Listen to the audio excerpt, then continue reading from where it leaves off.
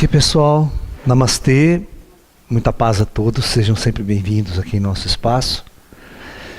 É com grande prazer que a gente organiza esses encontros espiritualistas, né? Onde a gente pode focar com profundidade certos temas e falar abertamente certas coisas que aí fora não dá para conversar, ok? De certa maneira, ok?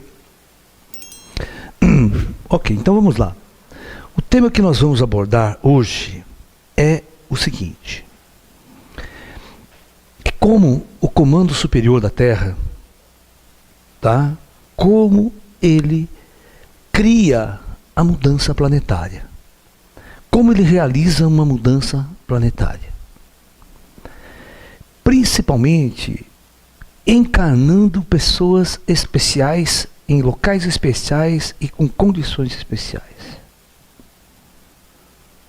Tá ok?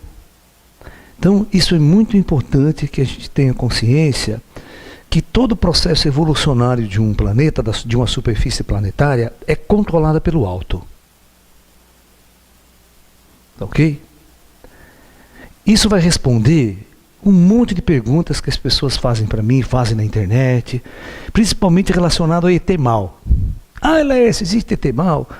Porque as pessoas têm aquela visão de que existe um planeta, né, distante, que avançou científico e tecnologicamente a ponto de fazer viagens interestelares, mas não evoluiu espiritualmente.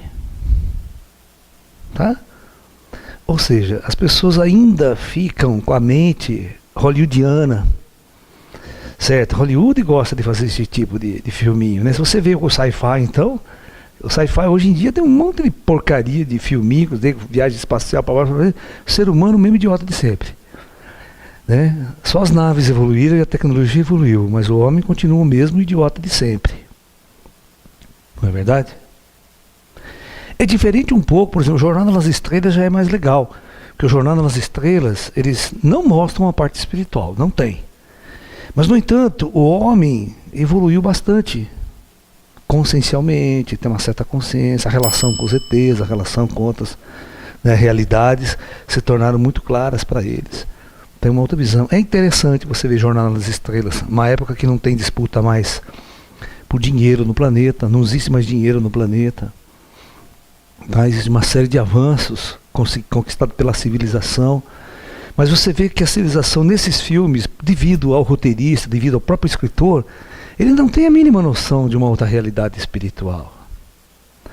E eu quero, com este seminário para vocês, esclarecer exatamente isso, como ocorrem as evoluções planetárias, como as evoluções de superfície acontecem, né? E por que todo indivíduo encarnado tem que morrer?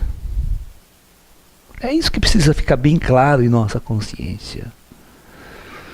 Que se a vida fosse realmente projetada para ser eterna, no plano físico ninguém morria, não é? As regras seriam eternas para todos nós.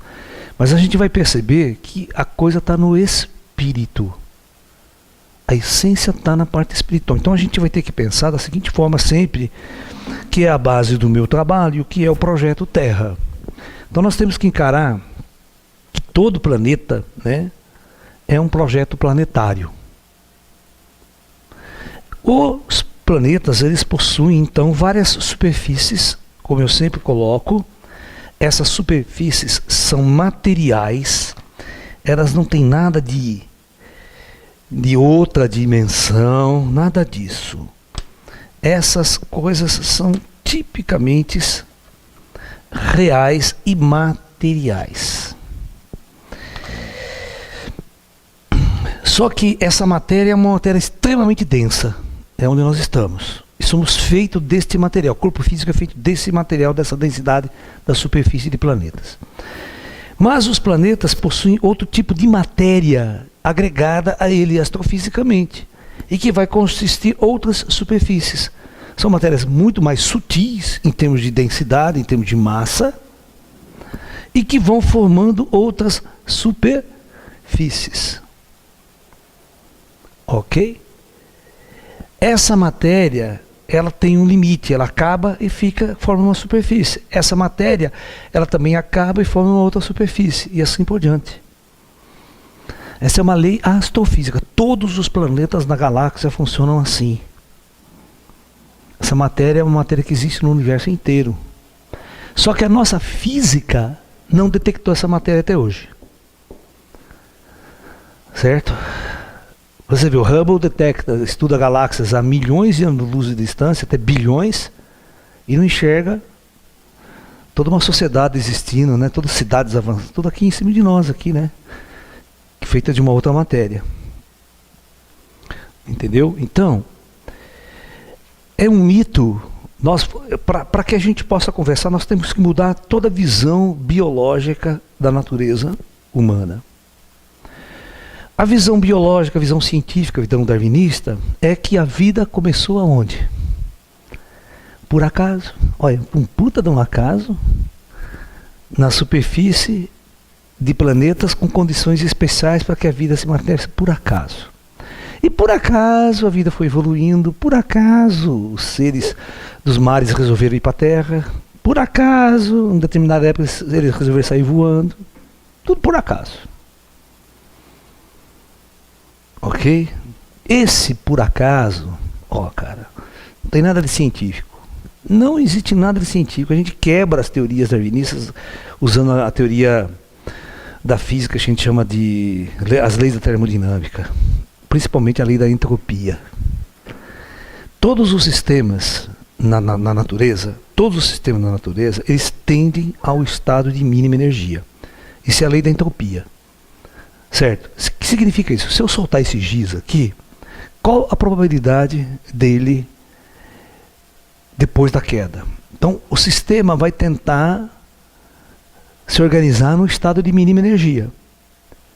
E o estado de mínima energia, vocês vão ver que é a dispersão máxima. Ele vai fazer assim, ó, ele quebra. Qual que é a probabilidade de eu pegar esses 3 giz, jogar, e lá embaixo ele virar um giz só? Vocês entenderam ou não? Então, qual que é a probabilidade da natureza pegar um monte de átomo que está aí e formar algo organizado? Formar uma célula. Vocês estão entendendo? Que vai trabalhar, que vai funcionar. É a mesma coisa que eu estou falando para vocês. Jogar um giz, esses pedaços aqui, e acreditar que ele vai virar um giz. Uma peça só. Então, na natureza, todos os estados tendem a desagregar. O que acontece depois que um corpo humano morre? Larga ele lá no túmulo, o que acontece? Ele não se esfarela todo, se degrega todo, apodrece, papapá. Isso é entropia. O sistema não tem mais uma força que organiza ele. Então o que acontece? Ele vai para o sistema natural, a lei natural vai reagir ali. Então, antes existia uma coisa antinatural que mantinha um sistema físico. E para manter um sistema físico organizado, você precisa gastar energia. Olha a regra. Você precisa gastar energia. Então a natureza sozinha não ia fazer a vida. Não ia fazer a vida biológica se não tivesse uma intervenção de uma inteligência que produz um carro, por exemplo. Um carro é um sistema organizado, mas para ele funcionar ele precisa gastar energia. Ele não anda. Ele não faz o que você quer. Então, primeiro ponto importante da nossa teoria. Primeiro ponto importantíssimo da nossa teoria. A vida não se origina nos planos materiais do universo. Nos planos materiais mais densos, né? Vamos entender isso, porque eu chamo, para mim tudo é material, tá? Tudo é matéria. E não é outra dimensão, tá tudo acontecendo aqui, nesse 3D, nesse espaço X, Y, Z.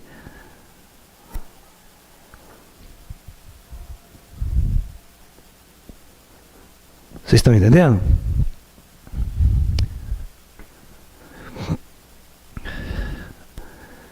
Nós vamos partir do seguinte princípio, que tudo que existe numa superfície física é projetado e implantado por inteligências que habitam esses outros níveis do universo.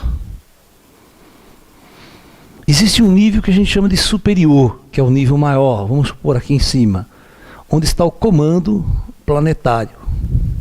As inteligências mais avançadas que vão coordenar todo um projeto que seria instalado no planeta.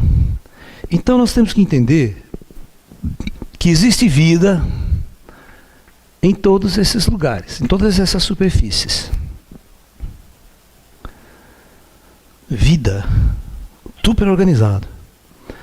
E são essas inteligências que resolvem implantar todas as formas de vida que existem na superfície de planetas.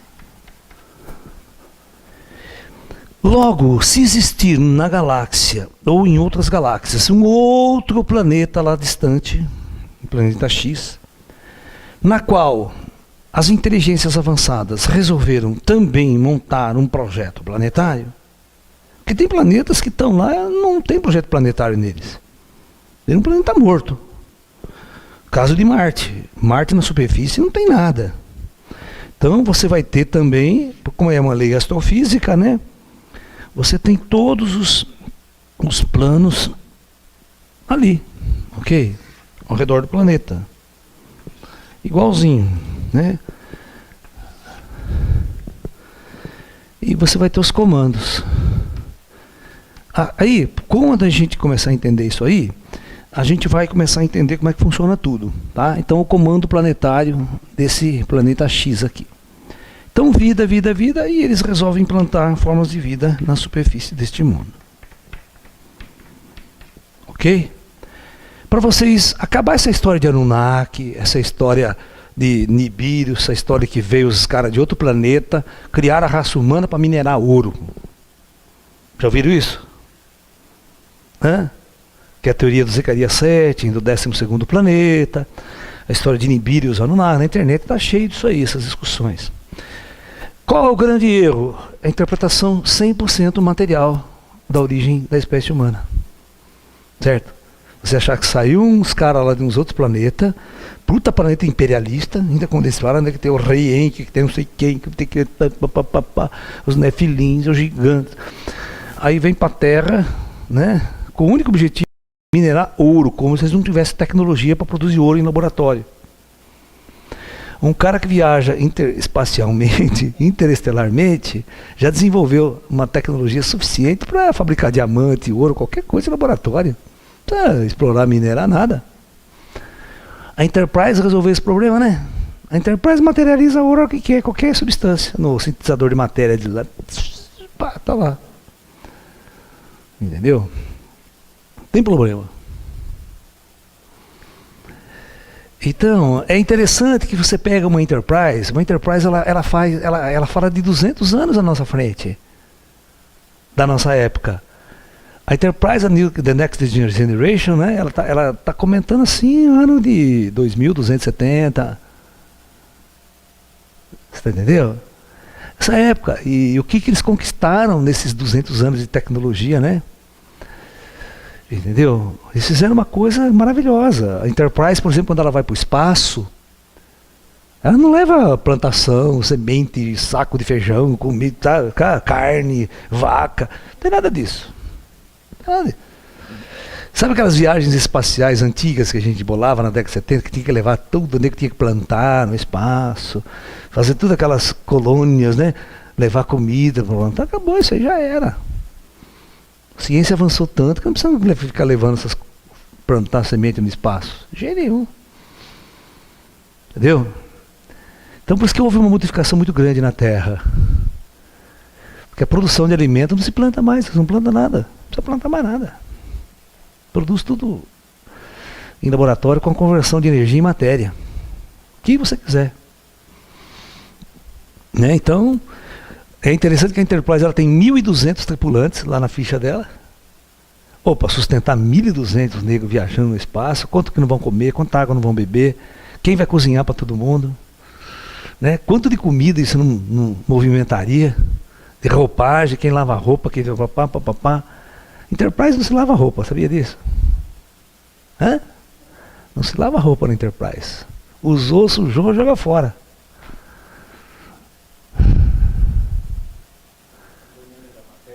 Tudo vem do núcleo de antimatéria da Enterprise. A energia pura é igual a mc². A energia pura da energia, você faz tudo o que você quiser, tudo que você precisa materialmente. Tudo. Computador, tá lá a matriz, ele sintetiza o seu uniforme, já sai na sua medida, usa. E não precisa nem apertar botão. A Enterprise você não aperta botão, sabia? A Enterprise você fala com o computador. Fala, olha, eu quero uma roupa assim, assim, assado, computador, ok, pode deixar.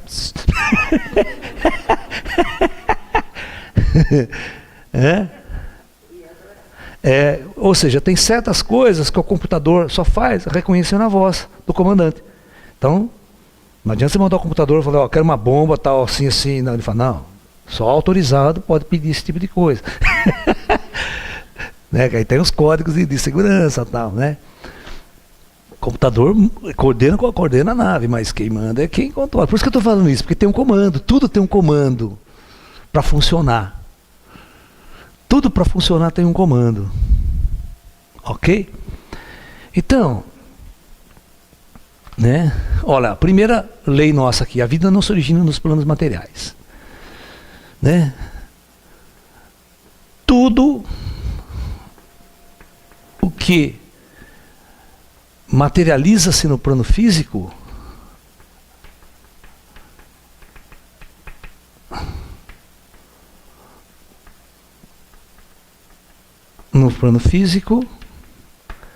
foi planejado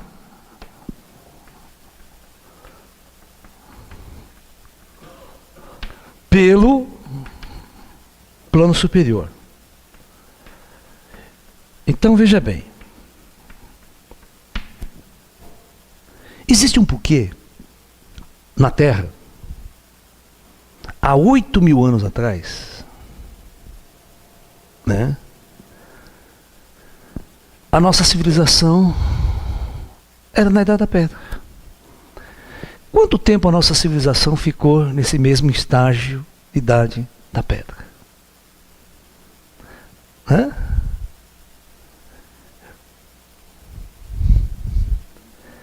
Cara, o mundo só começa a se transformar, presta atenção, o mundo só se começa a se transformar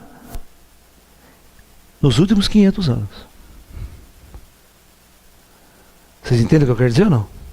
Só nos últimos 500 anos. Então, se a gente for fazer uma análise da linha do tempo, então essas regras aqui você tem que guardar na cabeça, hein? Se a gente for analisar a linha do tempo, né? Eu já vou chegar no ponto crucial da nossa palestra de hoje, que é a reencarnação dos tibetanos, dos mestres tibetanos aqui. Certo? Então, nós temos o tempo hoje, aqui, né? E nós temos lá o ano 0. Segue lá para trás, no nosso calendário cristão. Lá atrás, sem contar Atlântida, tá? Não vamos falar Atlântida, tá? A nossa civilização atual. Na época de Cristo, como é que era? Tinha alguma tecnologia? Tinha eletrônica? Tinha eletricidade?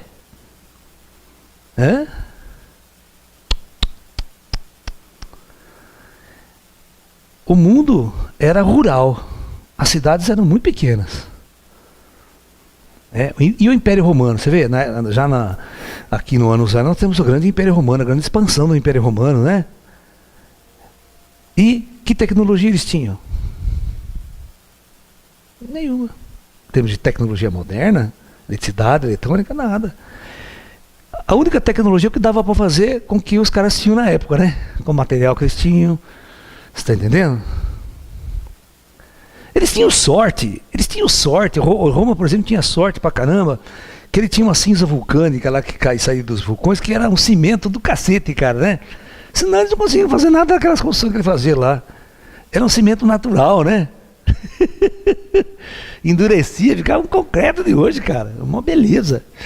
Hoje, para fazer cimento é duro, você tem que ter uma fornalha grande, tem que ter um puta trabalho para você produzir um cimento, tal. Então, e vai ficar.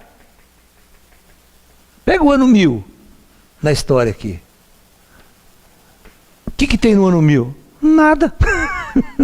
Nada. Pode olhar qualquer parte do planeta. Do mesmo jeito. Neguinho com cavalo, arco e flecha, se matando, aquelas guerras localizadas, imperador aqui, rei ali, tal, essa coisa toda. E aí? Não é verdade?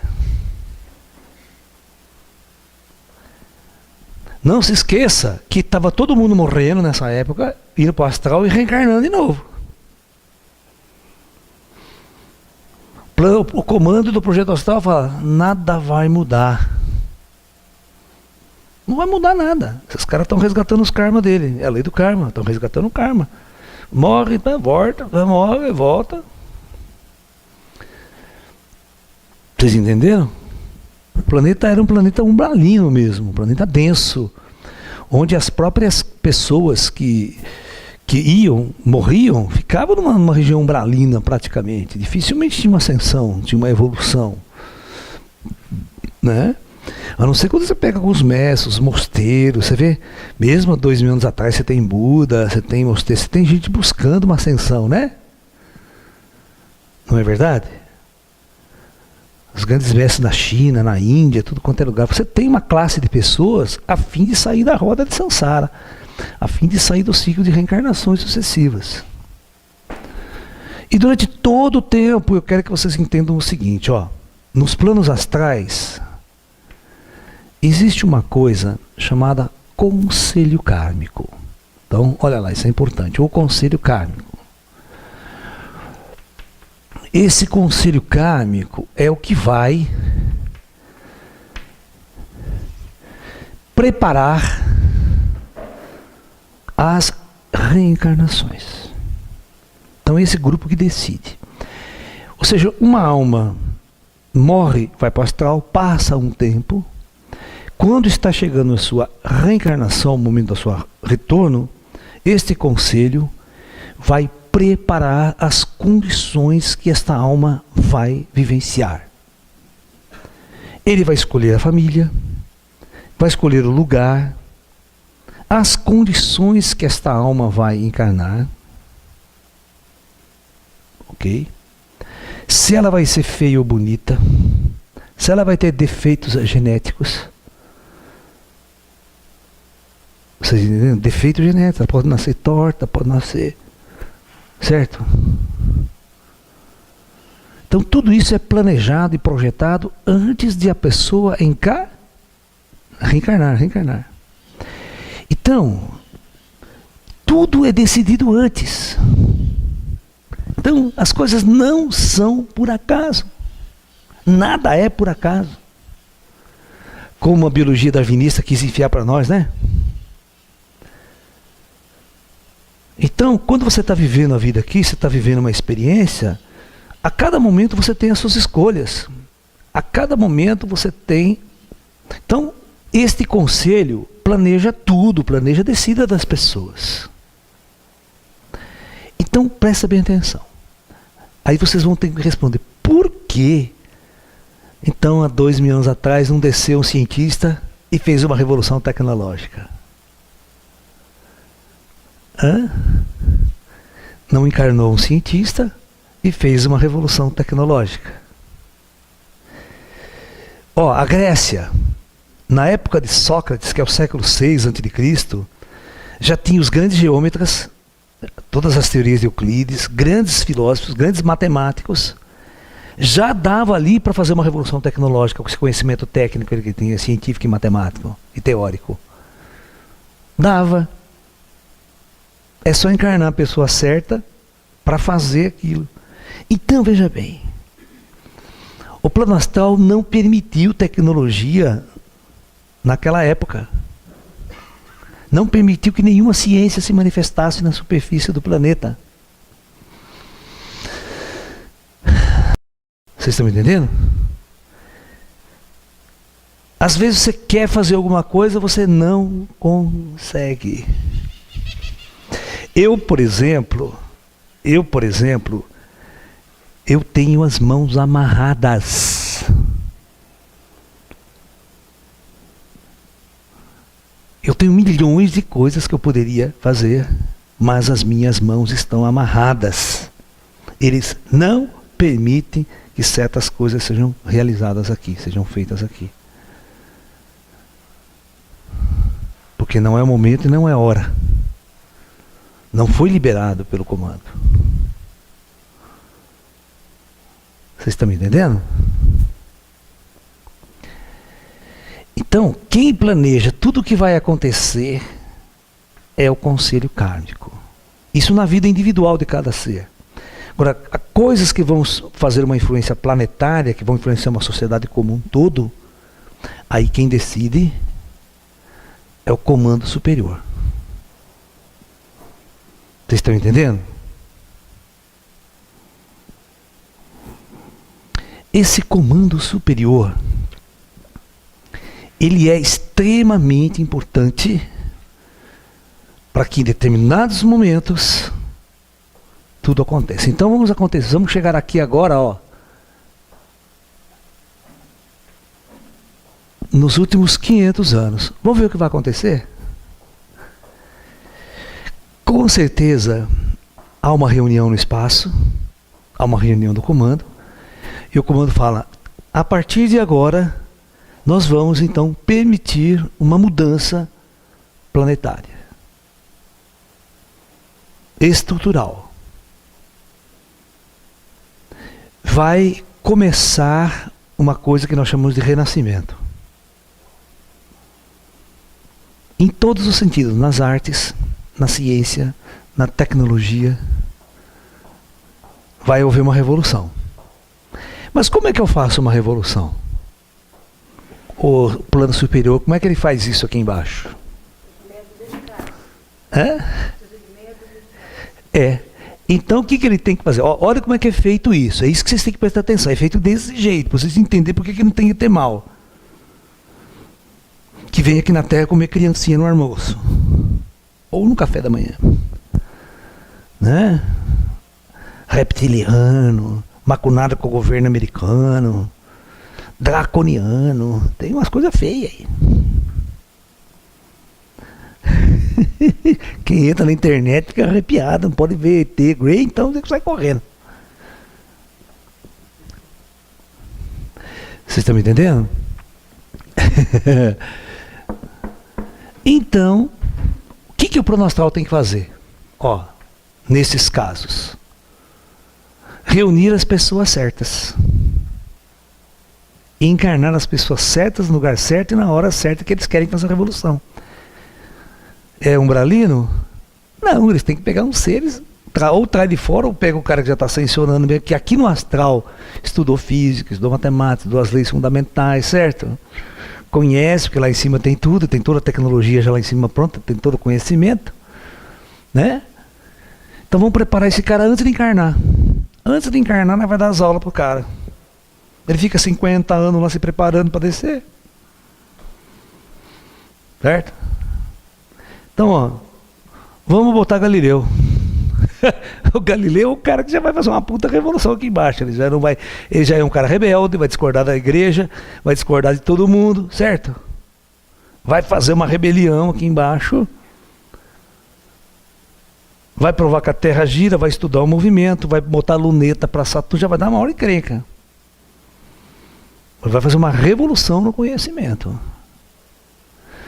Então, a encarnação ou reencarnação, né? Mas vamos falar encarnação de pessoas especiais.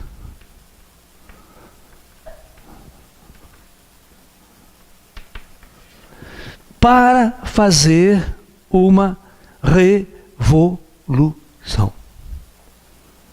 E o plano astral vai acompanhar essa criança desde o começo. Desde o começo ela já vai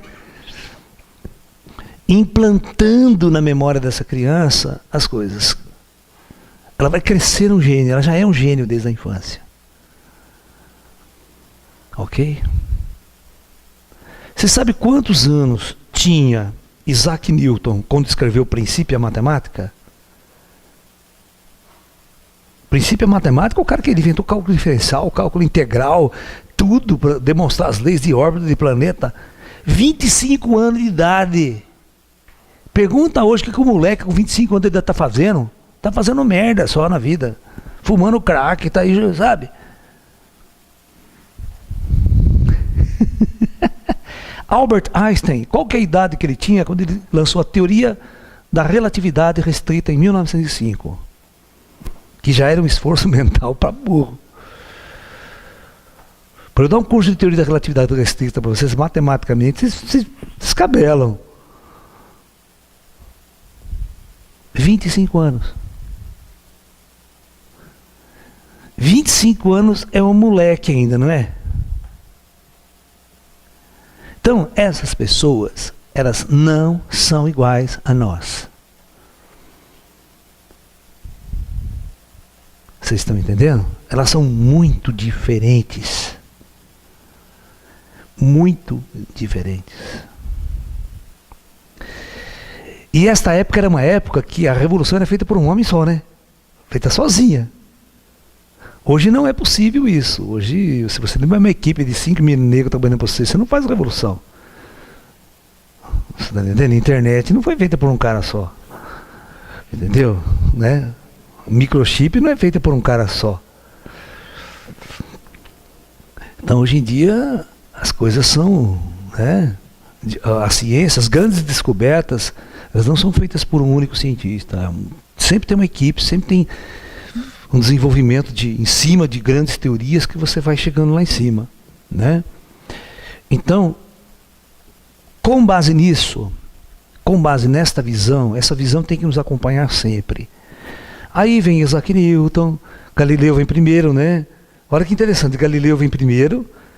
No dia que morre Galileu, nasce Newton. Olha que engraçado. Alguma coisa estranha, né?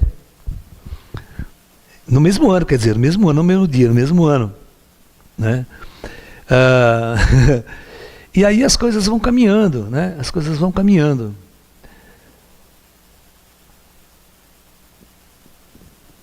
E prestem atenção, eu quero chegar num ponto importante com vocês aqui, que é exatamente esta linha aqui, ó, que é os últimos 100 anos. Vamos colocar 1900 aqui, né? Bom, até então, a nossa humanidade, ela era muito isolada, né? O que acontecia aqui nas Américas, quem que sabia o que acontecia na Europa, na China, sabe? Não tinha comunicação. Se você quisesse mandar uma mensagem, era por carta e demorava meses para a carta chegar até do outro lado do mundo. Não é verdade? Então, ou seja, as coisas não eram influenciadas, uma coisa não influenciava uma outra. O que acontecia aqui na América não influenciava a China, não influenciava a Europa, né? Muito bem.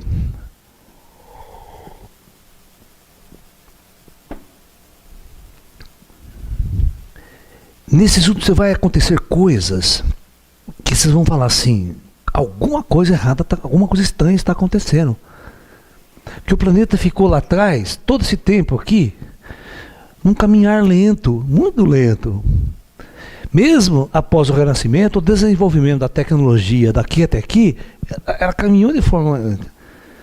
Certo, foram praticamente 400 anos, mas 400 anos, cara, é tempo para burro, né? Vocês vão ver que nesse período aqui vai encarnar grandes cientistas em torno aqui, que vai construir a física moderna e vai construir um novo planeta, um novo mundo. Tá ok? Mas vai acontecer uma coisa muito louca. Nós vamos ter, pega 50 anos aqui, né? 1950. Até pode colocar aqui. Nesse período de 50 anos, olha o que vai acontecer no planeta. 2 grandes guerras mundiais. Nunca existiu guerra mundial antes. Nunca. Um conceito de guerra que envolvesse o mundo inteiro na guerra. Porque a partir de então o mundo se tornou globalizado, se tornou conectado. O que acontecia na Europa, agora influenciava o que acontecia nos Estados Unidos. Influencia comércio, isso, aquilo, dinheiro, né? Tudo jogo de interesses. Aí, ó, em 1900, olha, nasce a física quântica. Nasce a física quântica. Em 1945, explode a primeira bomba atômica, que é o fruto da física quântica. E tudo que vocês estão usando de celular, cristal, de tudo hoje em dia é física quântica. Tudo. Chips, computadores, internet, rede, satélite. Tudo é física quântica. O salto foi monumental. Mas por que isso aconteceu? Quem tomou essa decisão? De encarnar as pessoas certas na hora certa para fazer a revolução científica. Agora nós vamos ver uma coisa muito interessante. Vai acontecer as revoluções ideológicas agora. Vai acontecer a Revolução Bolchevista na União Soviética, certo? Que é a instalação do comunismo. Isso antes da Segunda Guerra Mundial. A Revolução Russa, ela é quando? 1917. Acaba a Primeira Guerra Mundial, é que acontece a Revolução Russa. Entendeu? Ou seja, uma mudança de ideologia profunda na União Soviética. Mas olha o que vai acontecer, que tem a ver com a palestra que eu vou falar hoje para vocês aqui, sobre os monges tibetanos encarnando no Brasil. Vou pegar esse gancho, vocês têm que, porque senão vocês não entendem, tem que entender historicamente tudo o que está acontecendo, tem uma linha histórica. Para os monges tibetanos encarnar no Brasil, eles não vêm à toa. Tem um motivo, que é o centro da nossa palestra agora. Neste feeling aí, dessas revoluções comunistas, né? A União Soviética ela fica completamente dividida ideologicamente em relação ao mundo. Mas qual é a base da Revolução Russa? A base da Revolução Russa é criar a ideia do socialismo, mas o socialismo ele é anti qualquer tipo de religiosidade. É chamado de materialismo dialético, o materialismo absoluto. Toda manifestação religiosa, igrejas, qualquer religião é banido totalmente do cenário daquela cultura e daquela civilização. Ok? Vocês estão entendendo o que eu quero dizer? Então, em 17 acontece a mudança na União Soviética, que é o extremismo, porque você tem um extremismo político violento, massacrando e matando os oponentes. Stalin foi um assassino terrível, aquela coisa toda, né? Cuba, a mesma coisa, que os caras são assassinos terríveis para implantar suas ideologias, suas ideias. As pessoas eram fuziladas só porque pensavam diferente de você. Entendeu? Então essas questões têm que ser muito levadas em sério. Muito bem. Quando chega o final da Segunda Guerra Mundial, existem duas grandes nações que saem vitoriosas praticamente da coisa. A Inglaterra está destruída. Que a Inglaterra, a França foi foco direto dos bombardeios e a Alemanha estão destruídos. A União Soviética está, os Estados Unidos não está destruído. Os Estados Unidos não foi bombardeado nenhuma vez. A única coisa que bombardearam foi lá no Havaí, em Pearl Harbor, lá numa costa longe do país, entendeu? O território americano nunca foi bombardeado por nenhum invasor durante a Segunda Guerra Mundial. Então, vocês vão ver que os grandes cientistas, o dinheiro e a grana vem tudo para os Estados Unidos. Por que vocês acham que depois da Segunda Guerra Mundial o comércio mundial só funciona com dólar? Por quê? Que não funciona com a moeda russa? Tudo que você vai comprar é dólar no mercado internacional, né? Vocês têm que entender historicamente por que aconteceu tudo isso. Porque o dólar hoje é a moeda de troca internacional. Você tá entendendo? Se você for comprar uma coisa da Alemanha hoje, você não paga em cruzeiro não, cara. Não paga em real, quer dizer. Você não tem dá R$2, não. Você tem que primeiro comprar dólar, para depois pagar os alemães. Você não faz comércio internacional com... Isso tem um motivo. Dos vencedores, dos grandes, né, que saem da Segunda Guerra Mundial. E aí começa a chamada Guerra Fria. O expansionismo ideológico. A Rússia tentando expandir o comunismo no mundo e os Estados Unidos tentando conter a Rússia na expansão comunista. Isso se chama Guerra Fria. Aí vocês vão entender por que vai ter a Guerra da Coreia, logo na década de 50, logo após a Segunda Guerra Mundial. O primeiro conflito que vai ser é a Guerra da Coreia. Depois, da década de 50, entra a década de 60, acontece a Guerra do Vietnã. Mas acontece um fenômeno em 1949. O que acontece em 1949?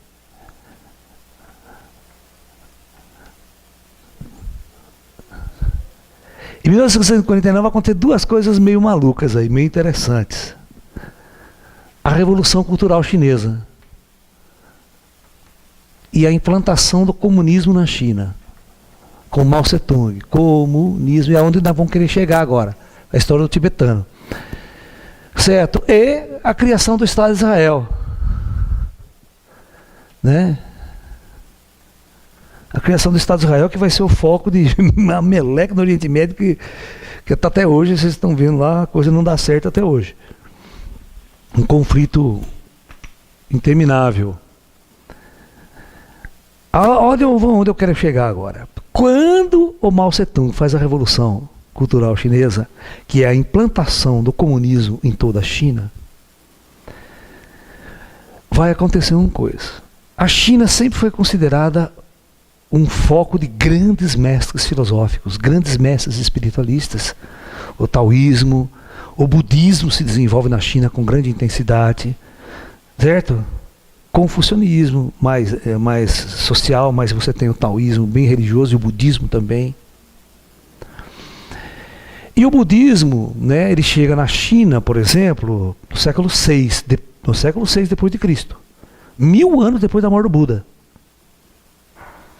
que há a expansão do budismo no mundo, e ele vai chegar na China, no mosteiro de Shaolin.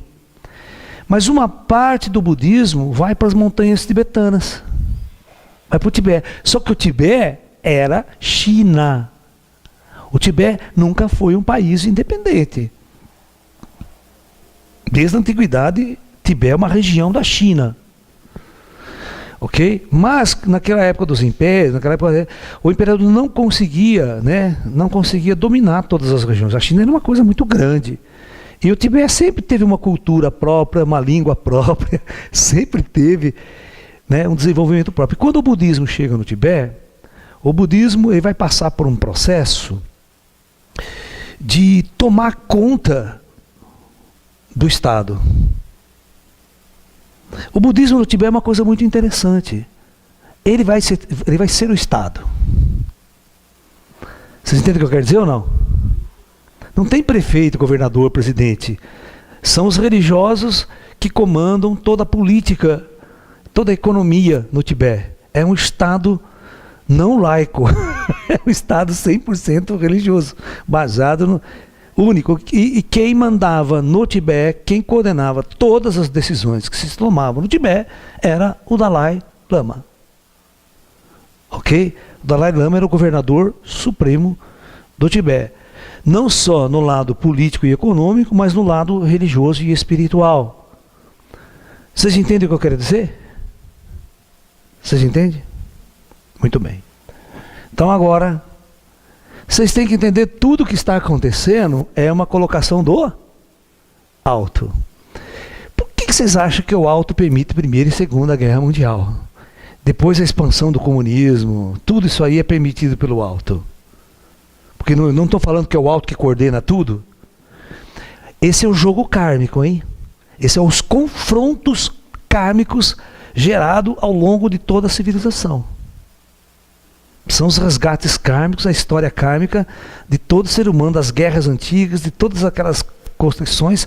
Eles vão simplesmente reajuntando novamente para as almas resgatarem seu karma dentro das mesmas condições criadas e implantadas lá atrás.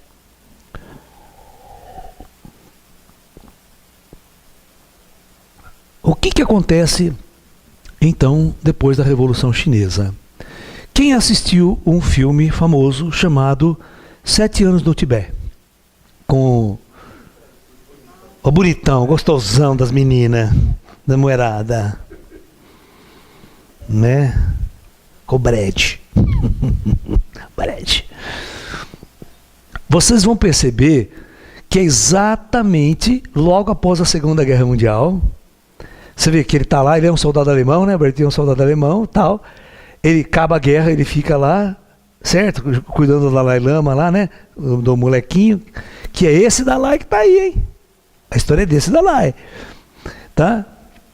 Que ele fica cuidando, e aí vai chegar uma hora que tem a Revolução Cultural Chinesa, certo? E na década de 50, o general chinês chega lá, o que acontece? Você se lembra que o general chinês não queria se ajoelhar, mas que tinha um costume no Tibete, ninguém poderia ficar acima do Dalai Lama. Então, como o Dalai Lama era pequenininho, ele ficava num trono e todo mundo tinha que ficar abaixo dele. E na frente dele tinha que se ajoelhar. Se ele se levantasse, o Dalai vir conversar com você, você tinha que se ajoelhar para ficar abaixo do Dalai Lama. Você não podia ficar mais alto que o Dalai Lama. E tem uma cena muito louca que é a hora que o general chinês chega, né? Ele chega lá, pá, com o assessor dele na mão, o Dalai Lama, todos os monges, ele falam, não, tem que ajoelhar. Eu falo, vou ajoelhar merda nenhuma. Quem que é esse cara? Não vou ajoelhar para esse cara, não. Pode fazer ele levantar e vir aqui na minha frente, porque agora acabou essa história aqui. Acabou essa história. E ó, ninguém vai mandar aqui nesse Tibete. Você não vai mandar uma água nesse Tibete aqui, o Dalai Lama. A partir de hoje, quem manda somos nós aqui. É a Revolução Cultural Chinesa. Eu estou aqui representando o governo chinês, estou representando a Revolução. E nós vamos invadir isso aqui. E todos os soldados invadiram o Tibete. Toda a tropa chinesa invadiu, tomou conta da parte econômica. Por um tempo o Dalai Lama conseguiu ficar ali, certo? Mas acontece o seguinte, a partir do momento que o Dalai Lama começou a encher o saco, o governo chinês falou para ele, a tua morte está decretada. Fuzilamento para o Dalai Lama. Na calada da noite, toda a cúpula do Dalai Lama foge para o norte da Índia. Está até hoje morando no norte da Índia, o Dalai Lama, porque não pode voltar para o Tibete. E aí a China fez exatamente o quê? Todos os mosteiros, todos, mais de 6.000 templos e mosteiros foram destruídos pelos chineses. Destruídos, posto para o chão. Só a Potala, onde o Dalai Lama ficou lá, porque hoje é, né, turístico, aquela coisa toda, eles não destruíram. Tá? Mas os chineses, eles fizeram uma coisa de invasão cultural. Hoje 10% da população do Tibete é tibetano. O resto é tudo chinês. Ou seja, a cultura do Tibete não existe mais. Olha, são 6.000 mosteiros destruídos, posto no chão. Agora eu pergunto, o plano astral não sabe disso? Quantos mestres iluminados, quantos seres, quanta espiritualidade real não tinha no Tibete? E você entra com uma filosofia totalmente materialista, acabando com tudo. Você acha que o comando não sabia que isso ia acontecer? Então, qual foi o grande projeto planetário para essas almas? Presta atenção, para essas almas poderem continuar não só o seu processo evolutivo espiritual, mas implantar a nova espiritualidade nessa época de grandes mudanças planetárias. Exatamente, eles não podem encarnar no Tibete de novo. Não vai encarnar onde no Tibete? Primeiro tem tibetano, a cultura tibetana morreu. Não se permite religião. Onde que se permite religião à vontade?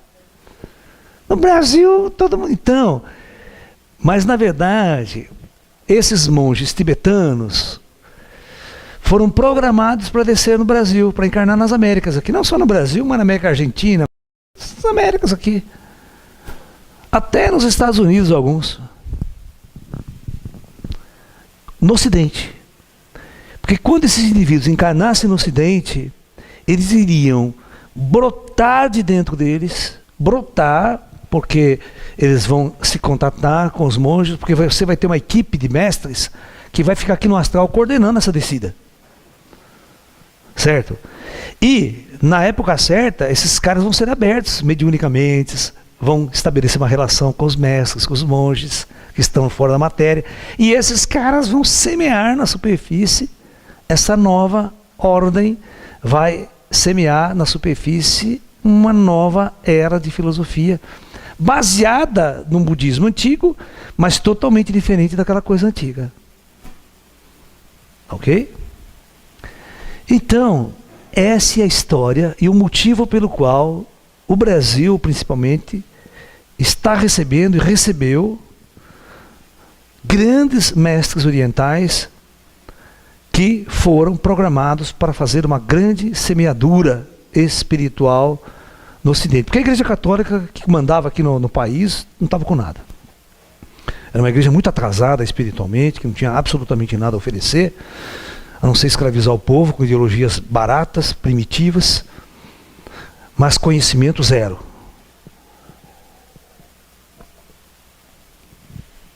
Quando vocês vão ver, vamos atrelar ao Brasil. Eu vou apagar aqui, para a gente poder discutir essas ideias.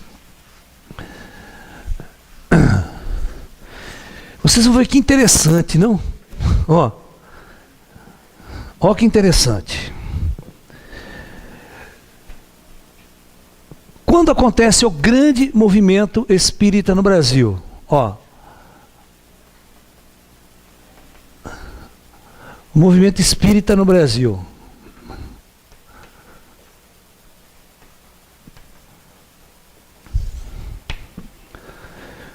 O movimento espírita no Brasil, ele começa exatamente na década de 30, 40, 50. É exatamente a época que o Tibete está acabando. As almas não poderiam encarnar mais lá. E já começou a descer aqui. Né? Então você pega os médiuns Chico, né? Você pega o Divaldo, que está vivo até hoje. Deu uma entrevista no Jô interessante essa semana. Né? Você pega os grandes médios, aí pode fazer a lista aqui no Brasil. O Zé Arigó, né? Mas você vê que esses caras, não vou falar que todo mundo é tibetano, não é isso. Não é isso. Mas vocês vão perceber que da década de 50 e principalmente da década de 60, que vai ocorrer a chamada contracultura no mundo, a revolução cultural nos Estados Unidos, o movimento hippie, né? Não a guerra, paz e amor. Vocês vão ver que é a época que o orientalismo vem para o Ocidente, em peso. Que época vocês acham que o Osho entra nos Estados Unidos? Osho, trazendo toda aquela cultura, filosofia indiana para cá. Os movimentos Hare Krishna, todo o hinduísmo. Por exemplo, o Paramahansa Yogananda. Por que vocês têm que entender... quando você assistia a biografia do Paramahansa Yogananda, olha só, você assistiu o Wake, né? Wake. Você assistiu? Está nos cinemas? Biografia dele. Ele falava assim: eu não quero ir para os Estados Unidos, eu não tenho nada para fazer nos Estados Unidos. Detesto, eu quero ficar aqui meditando nas montanhas. O mestre dele chega para ele: escuta aqui, filho, você vai para os Estados Unidos. Não é uma questão de você querer ou não querer ir para os Estados Unidos. Você vai porque tem uma ordem superior para você ir. Você não está lembrando desse compromisso. Mas como eu sou teu mestre, eu vou lembrar para onde você pode ir. Você vai. Então vocês estão entendendo que tudo isso que aconteceu, todos esses mestres orientes que vieram para o Ocidente para fazer uma nova semeadura, foi projetado. Da mesma forma que se projetou os cientistas, os físicos, que fizeram toda a revolução tecnológica, foi projetada a descida da parte espiritual. A parte espiritual também era uma grande revolução. E outra ainda maior, discos voadores, que começa em 47.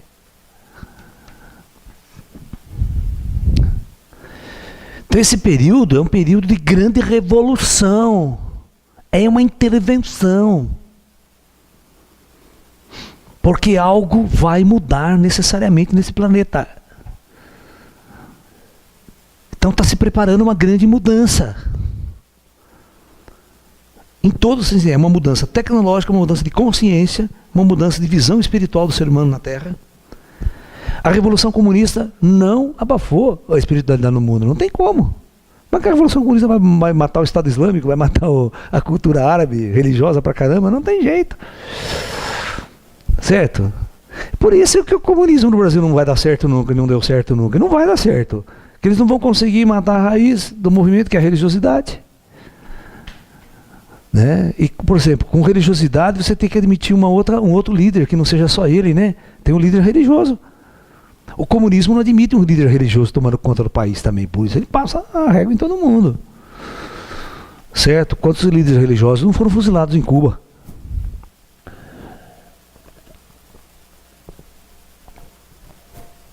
Na União Soviética e tudo mais. Bom, então, eu quero que vocês entendam que é importantíssimo compreender que qualquer revolução um pouco mais que vai mudar a face é algo que vem do alto. Você vê, um médium como Chico Xavier, se o plano astral não prepara ele, não abre a terceira visão dele, ele não faz nada do que ele fez. Ele vai ser uma pessoa comum como qualquer um de vocês. Vocês estão me entendendo? Tem mestres, por exemplo, aqui, tem grandes mestres que não eram paranormal, não eram vidente. E fizeram grandes revoluções culturais. Pega o Osho, por exemplo, nos Estados Unidos. Né? Tinha uma força, mas ele não era um paranormal, o Osho. Não era um médium vidente. Era um grande filósofo que trazia uma nova percepção da realidade, uma nova visão de mundo, uma visão do ser humano. E, olha que louco, uma linguagem ocidental. Ele foi um cara programado para vir para o Ocidente, sabia? Ele veio um cara programado para vir para o Ocidente e ele brincava com o materialismo ocidental. Ele brincava com dinheiro, com riqueza, com Rolls Royce, sabe? Ele brincava com essa riqueza material do Ocidente. Né? Porque as pessoas pegam hoje e vão acusar ele de bilionário. Ah, claro, tá, vocês não são milionários também? O mundo material para mim não significa muita coisa. É que o ashram dele era o seguinte, sabe? As pessoas largavam de tudo para viver no ashram com o Osho. E nos Estados Unidos, os alunos do Osho eram ex-drogado, ex-prisioneiro, bandido, artista de cinema, nego bilionário, que não tem de dinheiro. Os caras levavam grana e largavam lá. Dava presente para ele, dava Rolls Royce de presente. Ele falava, larga aí. Uma hora, né, acha que vai fazer com esse negócio. Aí quando a gente precisa vender para comprar alguma coisa, né, compra. Mas eu acho que ele se tornou muito rico. Tudo que ficava lá as coisas, sabe?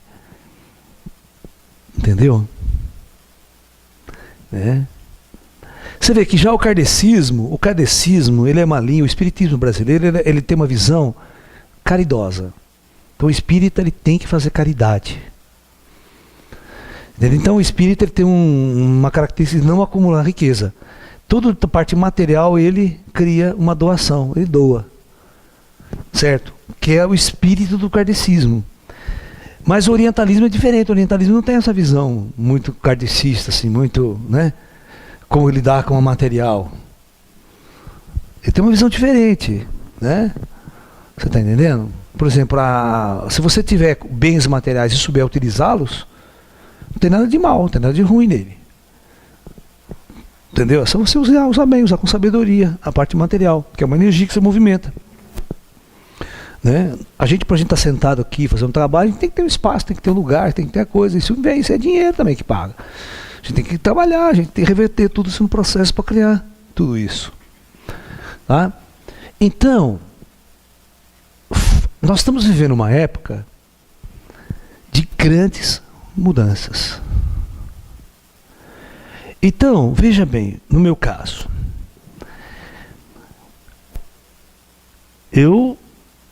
no Ocidente aqui, eu sou um estranho no ninho. Certo? Quem conhece o meu trabalho desde muito cedo sabe que a minha base era chinesa. Né? Eu comecei a dar aula de Tai Chi em 1977, eu botei uma escola de Tai Chi Kung Fu. Né? Meditação, espiritualidade, certo? Os meus guias espirituais são todos chineses. Entendeu? Por que nós recebemos esse contato? Porque nós tínhamos um trabalho a fazer aqui. Nós tínhamos uma missão a fazer aqui. Entendeu? Você vê, eu fiquei mais de 40 anos e ninguém sabia quem eu era. Só meia dúzia, que eu sei quem está muito próximo de mim. Agora, quando a internet explodiu, quando os meios de comunicação fizeram essa revolução, isso aí foi para o mundo. Então, vocês sempre têm que entender que esta internet é a grande revolução tecnológica da informação. E informação é sabedoria. É ou não é? Você sabe das coisas com a informação. É conhecimento, informação é conhecimento. Se você não tiver informação hoje em dia, né? Hoje acontece uma coisa aqui, eu já estou mandando informação para a China. O cara na China recebe uma foto da nossa palestra, do nosso bate-papo aqui. Né? Se a gente quiser gravar e mandar ao vivo, as pessoas lá na China estão vendo ao vivo o nosso bate-papo aqui. Online. Antigamente, só quem aparecia na Globo, quem era dono dos meios de comunicação, dominava. Quem não aparecia na Globo não existia. Certo? Hoje não, hoje a internet acabou com esse negócio. Hoje você faz uma musiquinha sua, mete na internet, daqui a pouco tem 1 milhão de visualização. Ou seja, você fica conhecido, as pessoas te conhecem. Não é verdade? Então, a ideia de trazer... Olha lá, Ariel. A ideia de encarnar mestres orientais no Brasil foi para semear uma nova ordem religiosa, uma nova ordem filosófica, uma nova ordem, uma nova forma de ver o mundo. Uma nova forma de ver a espiritualidade e a religiosidade, que o próprio espiritismo, ele não é suficiente. Porque o espiritismo kardecista, o kardecismo, ele é um católico modificado, mas com os mesmos dogmas do católico, os mesmos dogmas da Bíblia, a cultura bíblica, certo? Que é uma cultura judaica. Era necessário, neste momento, trazer outras formas culturais para as pessoas poderem checar isso. Você está me entendendo? Então, quando chega o budismo, chega o hinduísmo para nós, as escolas de yoga, as escolas de tai chi, hoje tem que cidade que não tem uma escola de yoga? Fala para mim. Todas as cidades têm. Até a Ariel está dando aula de yoga lá, né, Ariel? Entendeu? Isso é importante. Isso significa o quê? Significa uma grande influência do pensamento oriental nos dias de hoje. Isso foi planejado. Isso foi planejado. Né? Planejado. Os monges, aconteceu o seguinte, os monges quando morreram e foram para o astral, eles não podiam voltar a encarnar no Tibete. Não tinha mais tempo para eles. Eles voltaram e viver uma vida no monastério. Então lá em cima eles planejam, ó, vamos descer, todo mundo, nós vamos encarnar aqui, nós vamos fazer uma revolução lá embaixo, hein? Vamos descer no Brasil, vamos descer não sei aonde. Certo? E esse pessoal vai fazer uma revolução. Porque espiritualmente eles estão prontos para isso. São pessoas que passaram em mosteiro, viveram vidas inteiras lá dentro. Né? Eles aceitaram o desafio de não estar em mosteiro, mas de entrar na vida, de fazer essa revolução. De cumprir uma missão. Trazer um novo conhecimento que é mais um salto evolutivo para a humanidade. O Tibete está lá, ele está morto. Vai fazer uma viagem para o Tibete hoje, você dá risada, só tem chinês lá com metalador assim na porta. Onde você vai? Vai na China, fazer uma excursão na China, cara. O chinês anda junto com você lá. Você vai visitar o mosteiro Shaolin, o guia vai junto com você lá, ó. Você não pode dar um passo fora daquela linha marcada, tá entendendo? Dá um passo fora, pode voltar. Você não pode conversar com as pessoas. Sabia? Ah, não pode. Você não tem uma liberdade de fazer o que você quer lá na China. Certo? A revolução cultural ainda persegue. Ai, ai. Então você vê, aquela parte do mundo parece que entrou no obscurantismo filosófico e espiritual, né? Mas deu uma ascensão você vê, econômico, social, tecnológico, aquela coisa toda. A China está hoje na top, né? Mandando uma para a Lua. A China vai mandar uma para a Lua também. Mas, e aquele lado espiritual, esotérico dela que poderia florescer, que ela não permite que isso aconteça? Porque ainda tem o regime comunista por trás, muito forte. Tem uma abertura de mercado, não confunda a abertura de mercado com uma abertura filosófica, religiosa e ideológica. Tá? Eles só tiveram que fazer essa abertura de mercado, porque senão eles não iam sobreviver. Aí eles iam ser destruídos, né? Porque eles têm que disputar economicamente o mercado, botar os produtos no mercado, senão a população vai viver do quê? Né? Mercado mundial. E a União Soviética teve a abertura, a União Soviética, o comunismo na Rússia quebrou. Hoje não existe um comunismo na União Soviética, mas existe ideologicamente uma... Hoje até a religião é permitida na União Soviética. A igreja russa voltou a abrir, voltou a funcionar. Certo? A chama ortodoxa, né? No cristianismo ortodoxo. E é engraçado, né, que quem toma conta lá em Israel, sabe em Israel, os pontos turísticos de Cristo, certo? Toda a Via Sacra, onde Cristo nasceu, aquela situação toda. Não é a igreja católica que manda lá, sabia? Lá é a igreja ortodoxa, grega, que também é russa, tá? Não é, os pontos turísticos lá são igrejas ortodoxas. Não é a igreja católica, não é o Papa de Roma. O Papa tem que pedir autorização para ir lá. Que não é dele. Sabia disso? Não sabia? Ele tem muita encrenca ainda. Às vezes o Papa vai lá fazer uma visita. Tem que pedir, porque a igreja é ortodoxa. A igreja não é romana.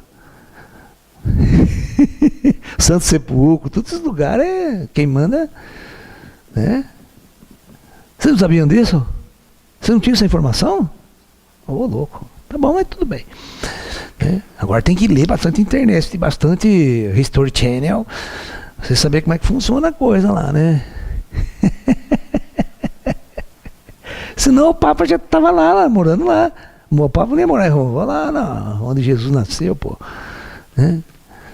Mas não, lá tem um entrave. O entrave lá é muito grande, né? Porque você tem um entrave político entre palestinos e israelenses. Você tem um entrave religioso entre os árabes e os israelenses. E você tem 3 religiões ali brigando entre si, que é o judaísmo, o cristianismo e o islamismo. Né? E 2 cristianismos. Mas isso é comum, porque o próprio Islã tem o xiita, tem o sunita, também eles brigam entre si também. Até aí, nós aqui no Brasil tem quantos cristãos, né? Então, 100 mil, cada esquina você vê um templo da sagrada não sei o quê, né? Que não falta é crente aqui abrindo igrejinha nova, né? Você está entendendo? Pequenas igrejas, grandes negócios.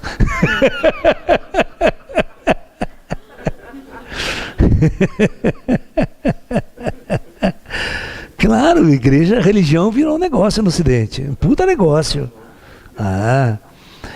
É engraçado. É engraçado que você tem um discurso, você não ensina nada, você só promete. Você só promete que o pastor faz além de prometer que Deus vai te curar, que Deus vai resolver. Em nome de Deus, o nego promete Deus e o mundo, né? Fala, se Deus não curar, o problema é Deus, eu não tenho nada a ver com isso. Você vê, ele tira o corpo fora, né? Você não mereceu a cura de Deus. Mas cobrou, né?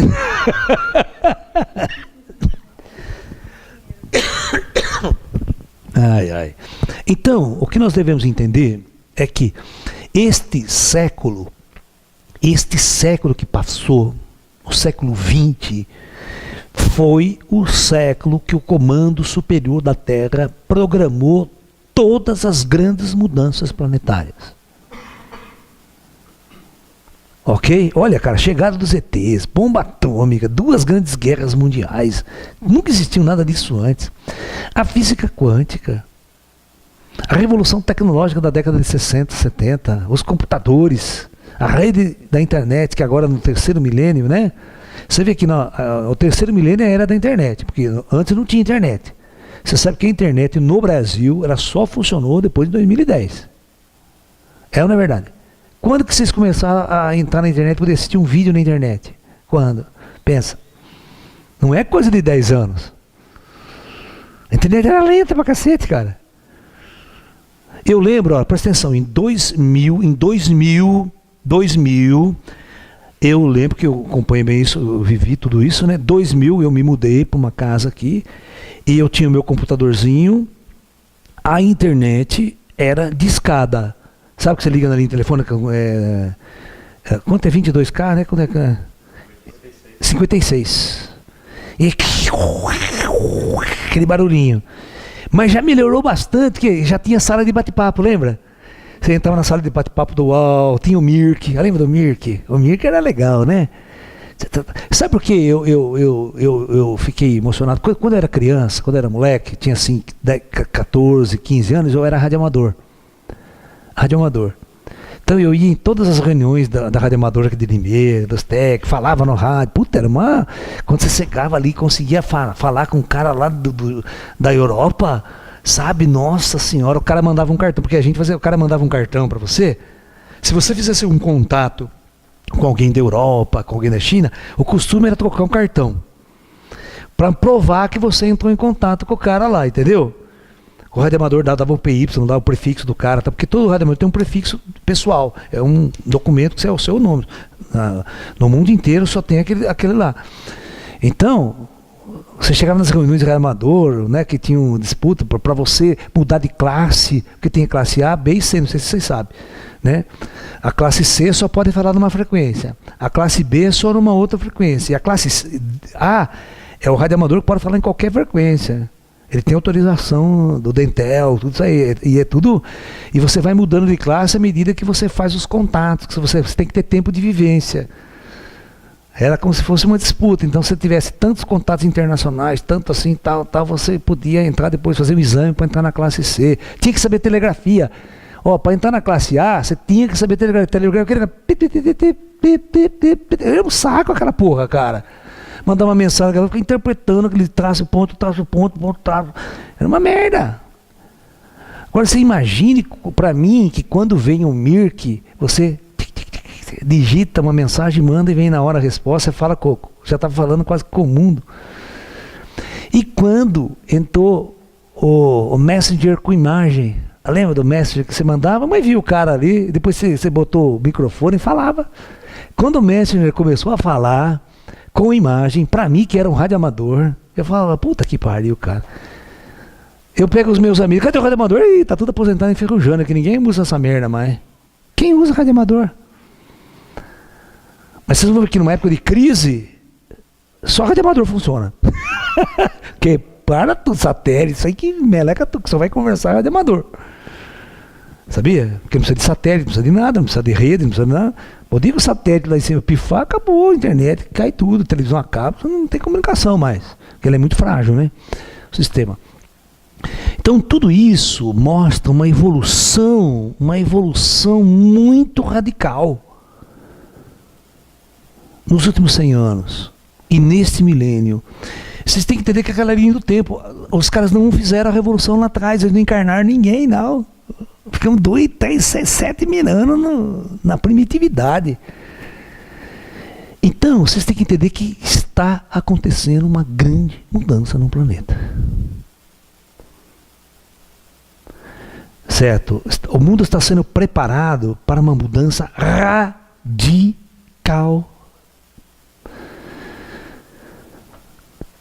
E vai acontecer um fenômeno que vai mudar isso. É uma intervenção, os caras estão planejando lá em cima essa mudança. Quando ela chegar, vocês não vão conhecer o planeta depois dela. Entendeu?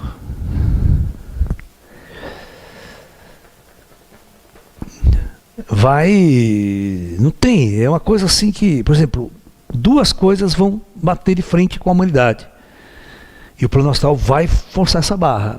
É a descoberta da vida após a morte e os extraterrestres. É a chave da grande revolução planetária, são essas duas coisas. Então, estude ufologia, estude extraterrestre o máximo que vocês puderem e estude o máximo que vocês puderem vida após a morte, porque a coisa vai funcionar por esses dois ângulos aí. Certo? Porque a hora que o comando liberar, em 2, 3 anos você não vai conhecer mais a Terra. Vocês vão falar, olha antes, olha gente, sabe?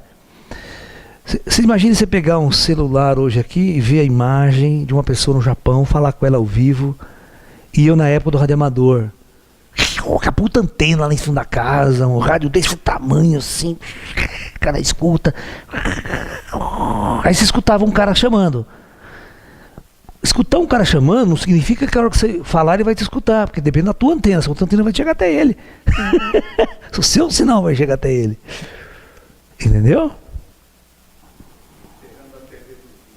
É.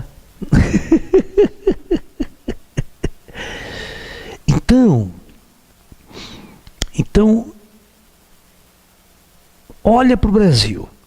Olha para o Brasil na década de 50, 60, 70, 80. Antigamente, só a religião católica tomava conta de nosso país. Ela tanto tomava conta que vocês têm que entender que todas as cidades do Brasil, o centro da cidade é a catedral. É ou não é? Isso é símbolo do domínio religioso, ideológico. Nenhum prefeito se elege se o padre não apoiar. Então o padre é o segundo poder nessas cidades pequenas. Entendeu?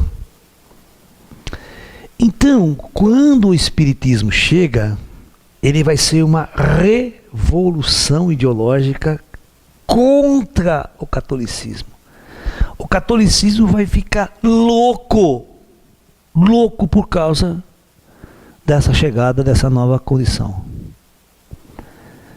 Porque pela primeira vez na história, você não precisava mais ir à igreja, você não precisava do padre para nenhuma manifestação espiritual superior.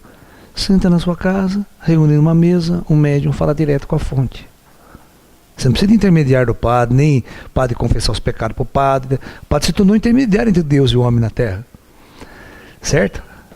Acabou. Então você tirou o poder central da igreja. E ao mesmo tempo, vocês vão ver que ao mesmo tempo, quando há a imigração japonesa para o Brasil, que começa no começo do século, a imigração japonesa traz as artes marciais, traz judô, traz o karatê, traz a filosofia budista.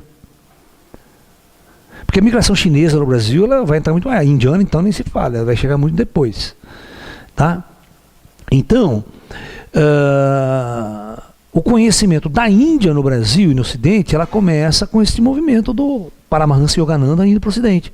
O conhecimento oriental que nós temos aqui passa pelos Estados Unidos, não vem direto para o Brasil. Você entende o que eu quero dizer? Todos os livros que nós tínhamos foram publicados nos Estados Unidos e traduzidos para nós. Não era um cara que aqui escreveu, ou veio um cara e escreveu em português aqui, você está entendendo? Então, todo o nosso conhecimento do orientalismo era um material que vem dos Estados Unidos, certo? Que vem da Europa, né? Que a Europa, a Inglaterra, por exemplo, já teve muito contato com a Índia por causa da chamada teosofia. Olha o que acontece. O conhecimento indiano, ele vem para o Ocidente através da teosofia. Dos males o pior, né? Com um monte de erro cometido pela teosofia, mas até aí tudo bem, o conhecimento de uma certa forma ele vem, né? Porque vocês sabem que no começo do século a Inglaterra a Índia era uma colônia inglesa, né? Aquela coisa toda, era dominada pela Inglaterra. Então, muito desses conhecimentos indianos foi para o Ocidente através esse comércio com a Índia, né? Então, a yoga, né? Os conhecimentos, a coisa toda. Então, na segunda metade do século, por exemplo, os Beatles, né?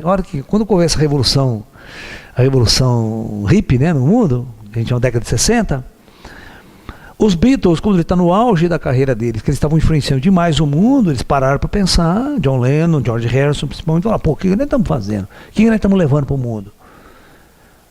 Nós somos mais conhecidos que Jesus Cristo no mundo. E o que nós estamos fazendo com esse conhecimento? Então, sabe o que eles fizeram? Eles entraram em crise de consciência. Eles foram para a Índia buscar o Maharishi Maharaj Yogi para ensinar meditação, para ensinar espiritualidade para eles. Porque o universo da droga estava matando todo mundo, eles estavam entrando no universo que também não tinha para onde ir. Então, o Maharishi Mahesh Yogi montou uma escola na Inglaterra. Os Beatles, que eram os caras, imaginem o sucesso que não fez uma origem que era guru dos Beatles. Né? Então, aquilo explode para o mundo. Entendeu? Aquilo explode para o mundo. Então, todo mundo percebeu essa influência Vocês conhecem aquela capa famosa do Sgt. Pepper, do Beatles, o disco do Sgt. Pepper and the Hard Bands? Você precisa identificar todas aquelas pessoas que estão naquela capa lá. Naquela capa tem o Aleister Crowley. Naquela capa tem o Paramahansa Yogananda. Tem o Maharishi Mahesh Yogi. Tudo naquela capa do disco. Tem um monte de cara lá que vocês não sabem quem é. Que são pessoas importantes da revolução cultural, da revolução espiritual do século XX. Né? Então, só para vocês entenderem que esses mestres tiveram a missão de vir para o Ocidente. Paramahansa não queria de jeito nenhum vir para o Ocidente. O mestre dele falou assim: você vai porque nós estamos mandando isso aí. E esses mestres eram caras que sabiam do plano lá de cima. Entendeu? Esses caras, o mestre do Paramahansa, era um cara que... Né, quem lê o livro dele, né? Leia o livro do Paramahansa Yogananda, a autobiografia de um yogi contemporâneo que é clássico. E vocês vão perceber a necessidade de ele ir para o Ocidente. E transmitir a meditação, transmitir a cultura indiana, a religiosidade indiana, num mundo totalmente materialista. Numa sociedade que estava precisando desse impacto, de uma nova consciência, de uma nova cultura, de uma nova forma de viver a espiritualidade. Então, vocês vão ver que nós vamos ter dois tipos de revolução ao mesmo tempo. Você vai ter a revolução tecnológica e científica, e você vai ter a interferência de religiões mais avançadas nas primitivas do Ocidente. Tá? O Espiritismo ele vem fazer uma grande revolução aqui, e a chegada do orientalismo no Ocidente já na segunda metade. E hoje nós estamos num momento aqui no Brasil de fazer o upgrade do kardecismo. Nós temos que fazer o upgrade do kardecismo. Tá? Que tem que introduzir ufologia, tem que introduzir os ETs, tem que introduzir toda essa nova consciência. Certo? Que não tem, o kardecismo não tem esse tipo de conhecimento. Né? E partir por um passo lá na frente, um passo a mais. Porque os espíritos, na década de 50, eles foram muito limitados. Ele ia até um ponto não ensinava mais, até um ponto não ensinava mais. Por isso que eu falo para vocês que eu tenho a mão amarrada. A mão amarrada porque eu quero fazer um monte de coisa, eu plano, calma, isso não pode ser feito ainda, não, eu fico amarrado. Você está entendendo? Só a época certa, a hora que tudo for liberado, aí ele fala, conjuntamente a gente vai fazer, segura aí e tal. Sabe? Então, a gente tem que obedecer ordens do alto. Eu obedeço ordens o tempo todo do alto. Eu não posso fazer o que eu quero. Entendeu? Por exemplo, mas eu não fui um cara projetado para sair do Brasil. Vocês podem ver que eu não tenho a mínima vontade de sair do Brasil, fazer conferência lá fora. Sabe? Vai ser o contrário, viu? Vocês vão ver. Vai chegar uma época que os caras de lá vão vir tudo atrás de nós aqui. Vão vir tudo atrás de nós aqui, como já está acontecendo. O pessoal não vem tudo atrás do João de Deus lá. O pessoal já não sai lá, não sei de onde para vir. Vai vir aqui. Nós vamos ser o berço dessa mudança de consciência. Nós vamos ser o berço da manifestação ufológica. Nós vamos ser o berço de uma nova era para o planeta Terra. Porque lá não tem condições de se manifestar esse tipo de coisa. Na Europa. Na Europa, na China, no Oriente Médio, eles não vão ser o foco da revolução lá, da nova consciência. Vai ser as Américas aqui. E vai ser a América do Sul, não a América do Norte. Você vê que a quantidade de disco voador no México é absurda? O México tem uma influência ufológica muito grande. Por quê? O México é igual a nós, é terceiro mundo, é nós, cara. Faz parte da América Latina, né? Como a gente fala. Né? Mas tudo bem, né? Nós estamos nessa luta, né? Nós não somos primeiro mundo, né? Mas a nossa religiosidade é de primeiro mundo. Entendeu? Embora você vê todas as manifestações. Por quê? Porque é permitido, né? Nós somos um lugar onde tudo é permitido. Vai fazer isso na Alemanha. Ser preso no dia seguinte. Charlatanismo. Você não pode falar que você é um médium na Alemanha. Eu prendo você. Porque as regras são diferentes lá. Entendeu? Então no Brasil, essa manifestação espiritual, ela é muito, muito bem-vinda.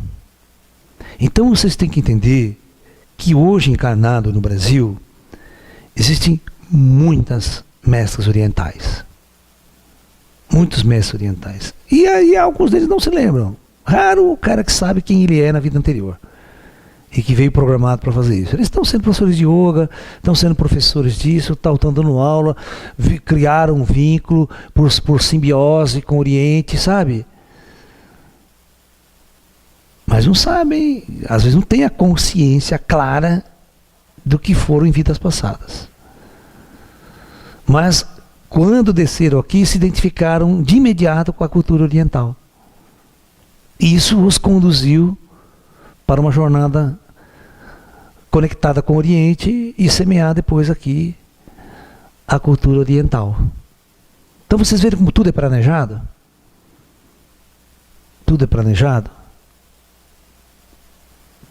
Então é isso. Vamos fazer o intervalo e daqui a pouco a gente volta.